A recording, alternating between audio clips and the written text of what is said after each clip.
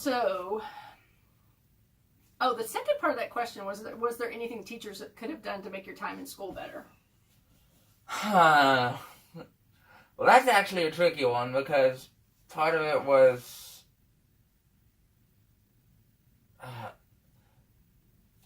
I would say part of it is just like, I mean, the expectations I have of people are to like operate with logic, know what you're talking about, and that's basically it. Like, that's the best way you can really get on my level, is to have, clear, steeped in logic and rather than emotion, reasoning behind doing something. Mm-hmm. And people just aren't like that a lot, and it kind of is an almost isolating feeling to me, because I'm like, am I the only one who thinks, no, this is definitely not going to be the case just because it makes you feel this way? That doesn't necessarily make it true. Mm-hmm. Yeah. But, yeah, so anything teachers could have done differently? I guess largely it was just indulge me in a way. Because, like, yes, I'm telling you to do this because so-and-so. And I would have been, okay. Like, explain a little bit more the why. Exactly, the why. Or sometimes there have been teachers that just get offended when I correct them on something they got wrong. And to that, I just say, show a little bit of humility, teachers. Right, and that goes back to that thing about sometimes it's not what you say, it's how you say it kind of thing, because I do remember one of those where you called out a homeschool teacher and legitimately she was teaching something incorrectly, and she was up there in front of the class and it was not right, and you just called her on it, but in a more abrupt kind of, hey, that's not right kind of way, where now you would probably say something like, hey, can we look at that one again? Yeah, I absolutely would. I've gotten a lot better at correcting people over the years. Actually, no. Honestly, even so back in the day, like, I didn't have the capacity to be disrespectful, really. Like, I might have been abrupt about it, and they might have been taken aback, but I was not the smartass that I can be today, so... And ironically, you were taken more of as a smartass back then, because people presumed that you were being disrespectful because you would speak to adults in a way that other children did. Absolutely, yeah. But you were just literally being you, like, not behaviorally, Yeah. Okay. So, tell you more about the why behind when they ask you to do something. Yeah, and then just, if you get a student like me that points out when you're doing something wrong, don't get offended at them. That's never right anyway. I mean, you're a teacher, so your job is ideally to teach. So, hopefully you would be correct in what you are teaching. But being people and human, everyone makes mistakes. Yeah. So, you would say from the perspective of, okay, I'm a teacher, I know I'm going to make mistakes, we all do. I don't mind my student calling me out as long as they say, hey, teach, let's look at that one again. Or yeah, as long as they're not, like, inherently disrespectful, like, hey, dumbass, you got that wrong. Yeah. Then roll with it, Say, okay, well, this is right because, or, oh, no, I'm wrong, good point about that, yeah. Yeah, and that's one of the things that's universal, I think, for humans, is that we want to defend our rightness sometimes instead of wanting to be curious about, hey, well, why is he saying that? Yeah, it's called the backfire effect. When people's beliefs are challenged, even when it's like ironclad logic or factual evidence, they still tend to grasp onto them harder. Like, for example, I saw this episode on an episode of Adam Ruins Everything. If somebody says, oh, hey, I'm thinking about trying SoulCycle, was the example on the show, and somebody says, oh, no, don't do that, here's some experts can be bad for you, you might say, oh, hey, good to know. But if somebody's already doing SoulCycle, and it's like their entire life, and somebody says, oh, well, I hear some experts say that's bad for you, they're going to, clamp down and say, well, that's not what so-and-so says, or something like that. They're not going to be as receptive if they're entrenched in their beliefs. Yeah, okay. Adam Ruins Everything is one of your favorite shows. Yeah, the reason I like it so much is that it takes those misconceptions that people have and it actually uses facts to correct them. Logic and facts, yeah. All right, this is a related question. As a young child and elementary school age, what helped you most that you remember? Was there something in particular that calmed or relaxes you during anxious times? Yeah, this one's really kicking it back. Yeah, because honestly, I don't really remember a whole lot of moments of pure anxiety before, like, high school. Like, I can remember the moments that have stood out because they were just so jaw-dropping. I was like, I got suspended because of this, or, you know, some teacher tried to grab me but when this happened, and I will remember that.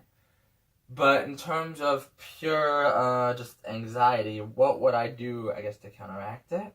I'm gonna think about that for a bit. What was the calming or relaxing things during those anxious early years? Let's think about that. I don't think a lot of years were honestly, my early years were honestly anxious. Like, I didn't think there was anything wrong with me, really, until maybe even the first day of 3rd grade. And that was when, like, the teacher tried to grab me, and I ended up hitting back because that was how I defended myself. But I guess I would say just, no, I didn't really have a lot of anxious moments back in, you know, elementary school. Well, I do remember, I don't know if you remember, this was your first or second year of middle school when we were here on the island. One of the things. So that would be my 3rd year of middle school then. 3rd year when they got the beanbag for you. Oh yeah, that had to have been that. Yeah, beanbags are just nice in general, honestly. Yeah, it was like because what they did was, we gave, as part of your IEP, we wrote in there that you could have a chill pass. Yes, that was 8th grade. Yeah, so chill pass meant that anytime you needed to excuse yourself, you didn't have to wait and raise your hand for a teacher to finish talking or something. You could literally walk out of the room and go to this quiet place, which is like a copy room closet or something. Yeah, I know, I remember that. Put the beanbag in there, and then that was kind of nice that you had a spot if you needed to just go calm down or cool off. Yeah, so I would say early years, maybe not as much. Middle school, we definitely had that beanbag, so I would say just provide like a shelter, some safe space, yeah. Yeah. That can honestly help out a lot. And by then, I think the reason that we initiated the chill pass going from 8th grade on into high school was because by then... I think it was just 8th grade.